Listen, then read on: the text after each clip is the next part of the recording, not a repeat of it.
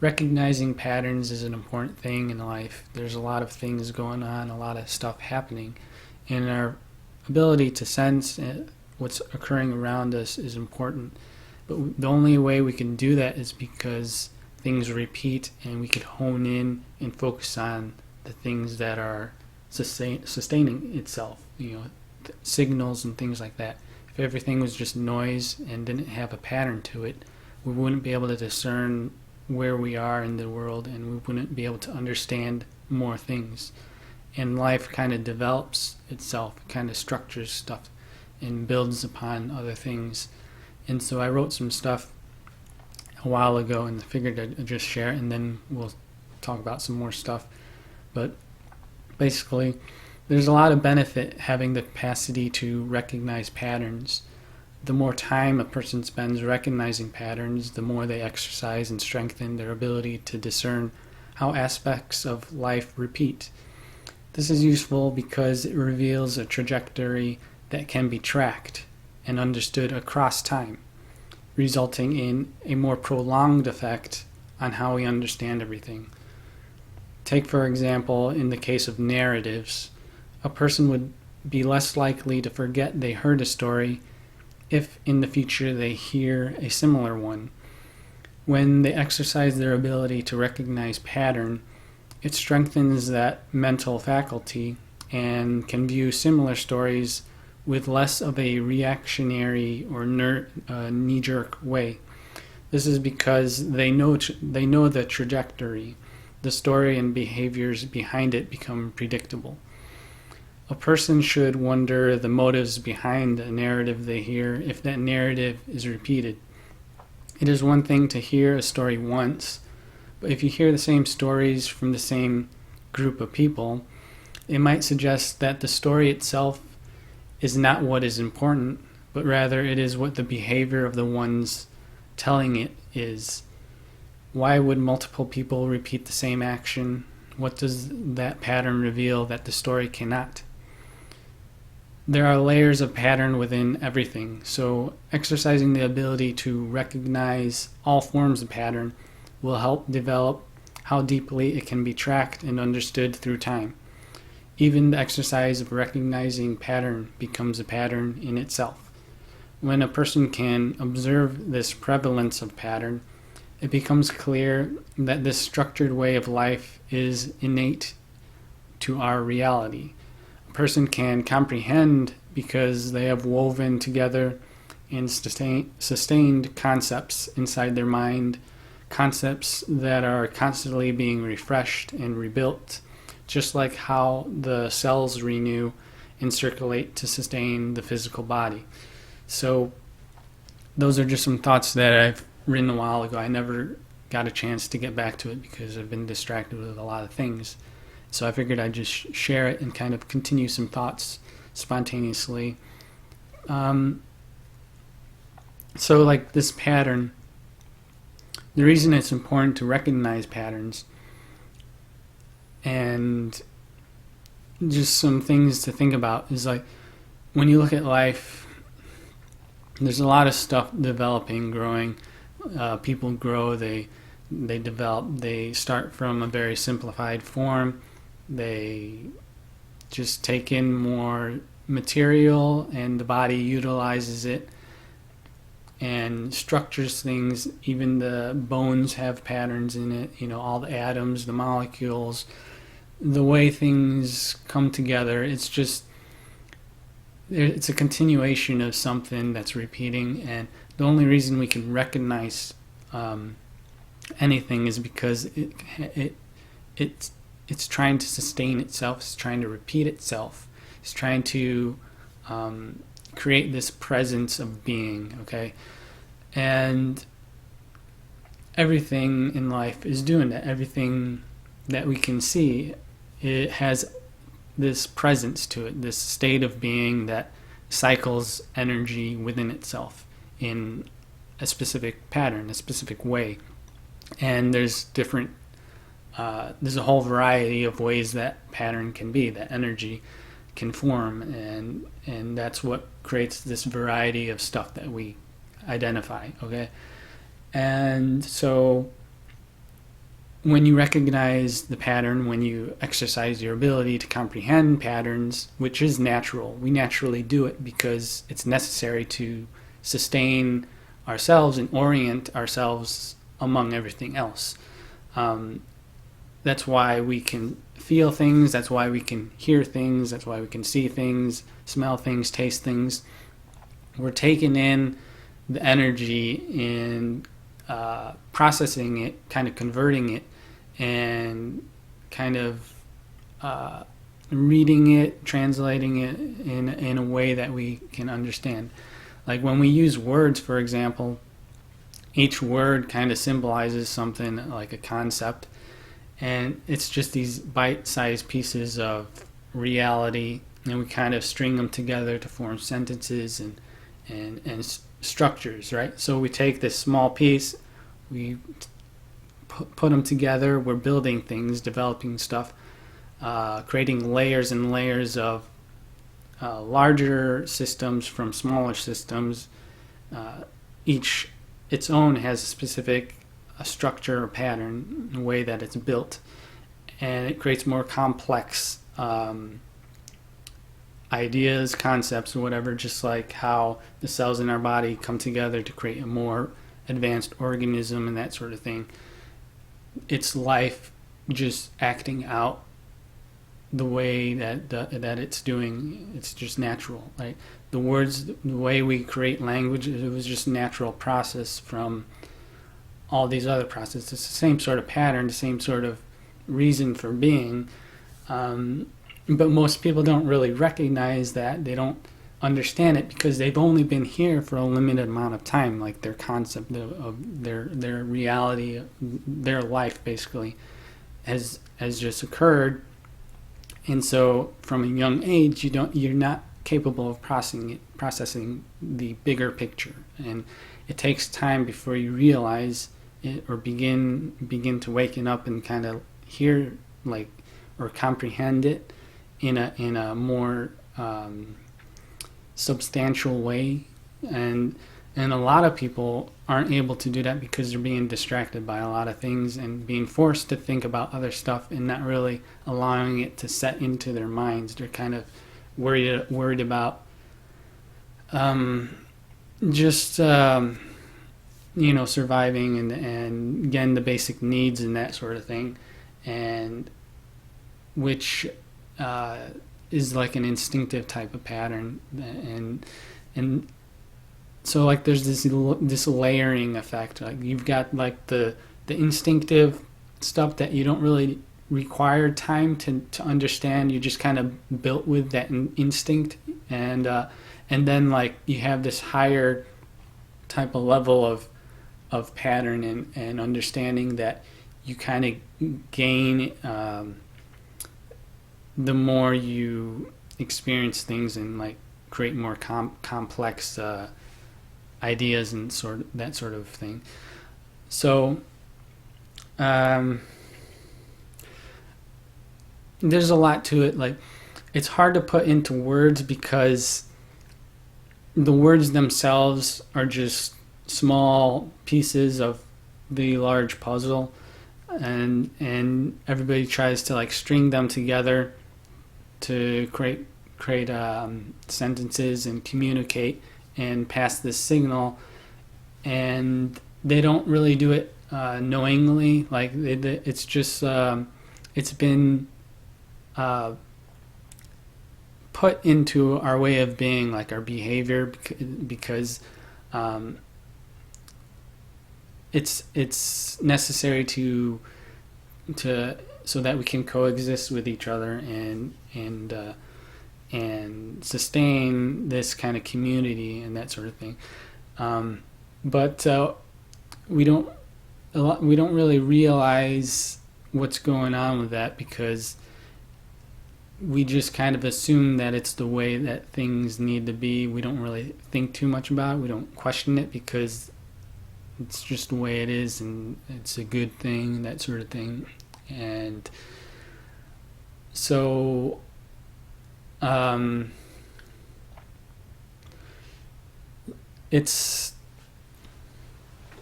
a lot of different ways that I could go with this, and a lot of different themes or subjects to talk about.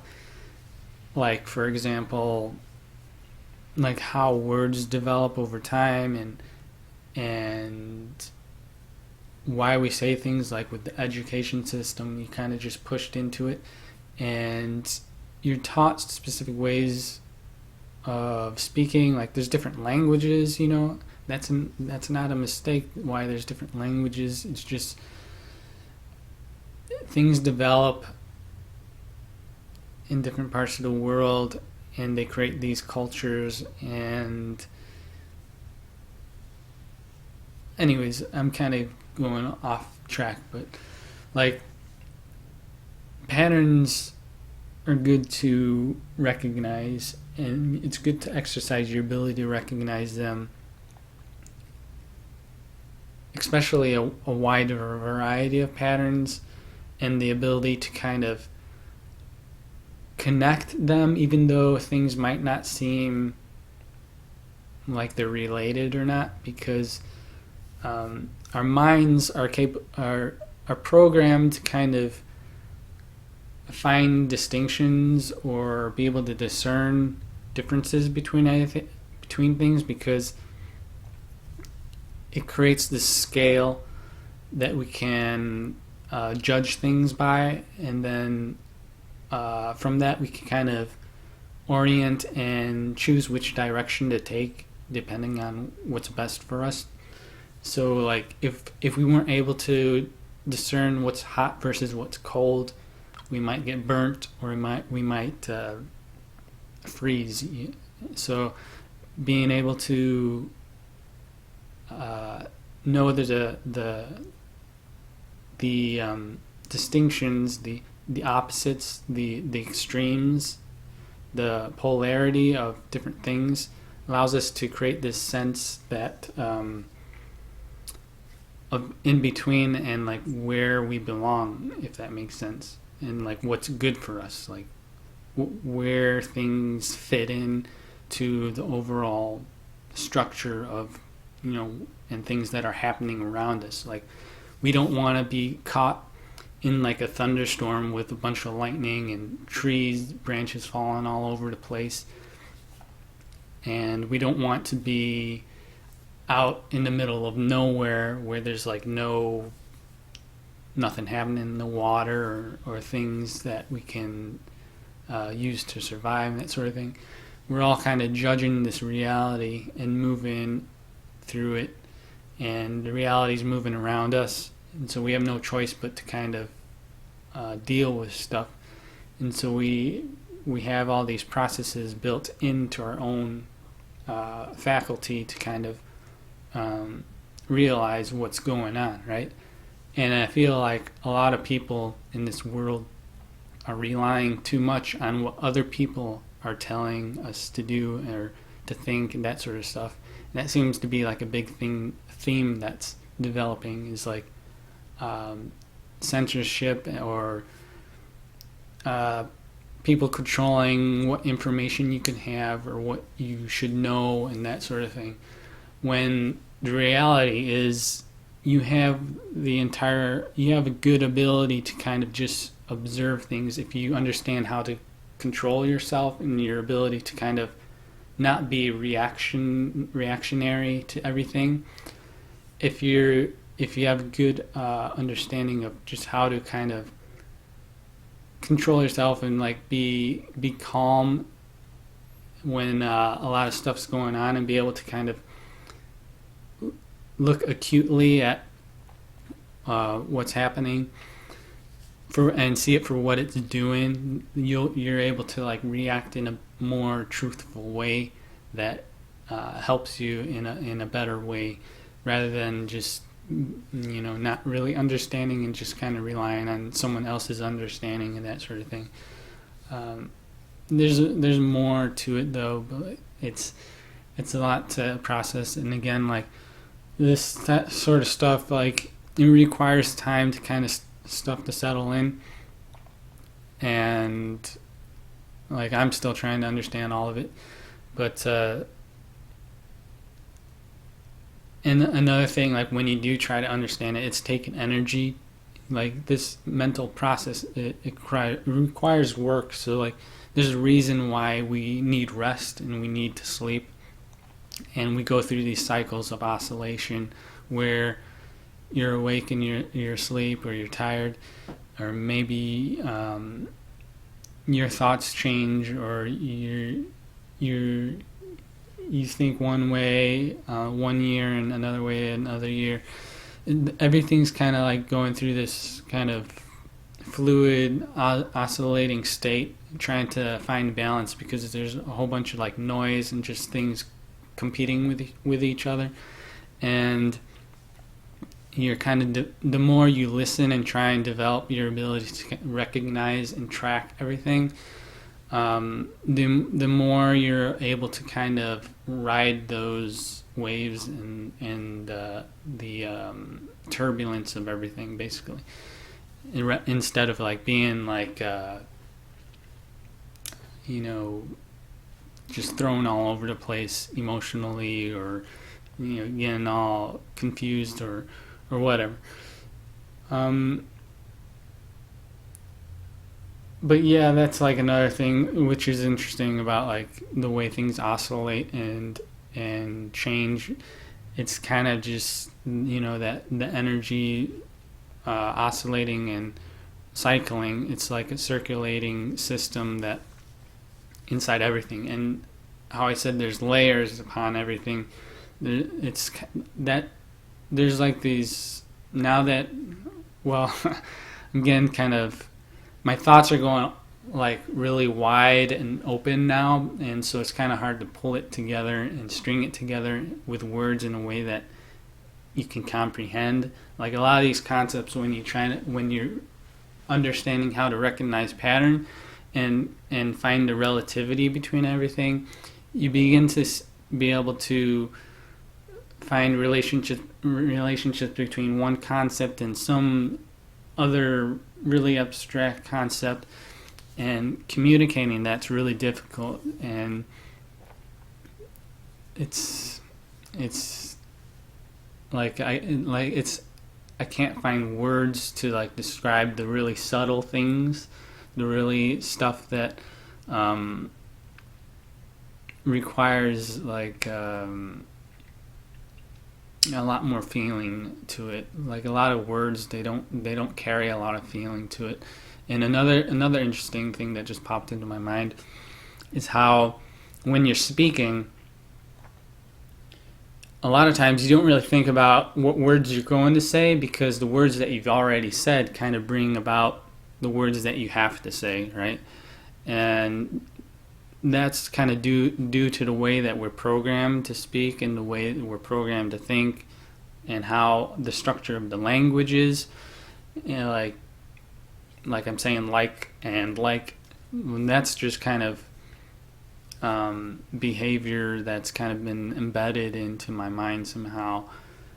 And sometimes the way to kind of fix that is to like not say anything at all and just kind of let things settle down and become calm again, and kind of become flat, and then you kind of build up again from it, like slowly, and kind of develop it in new ways.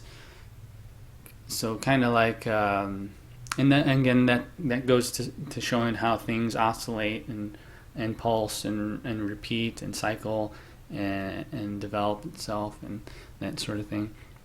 But words are very interesting. Language is very interesting, and how you talk and how you speak, because a lot of people, they don't really, it seems to me, like just observing how a lot of people talk, when they're able to talk a lot, I don't really talk that much, so like sometimes it's difficult for me to kind of find the words. But like if you're talking a lot, the more you talk, the more you kind of condition yourself to reuse things that you've said before, and the words, and they just come more easily to you, rather than getting stuck and having to think about what words you should say, or what words are most appropriate to come next or whatever. So the people that talk more, and they're able to do it more effortlessly because it's through that practice, through that exercise that they've kind of my battery's low, so I have to kind of wrap this up. But it's kind of it's interesting because they I've lost my train of thought. So yeah, I don't know if this is useful for you in any way, but or if you even like listening to this sort of stuff. But that's what's on my mind.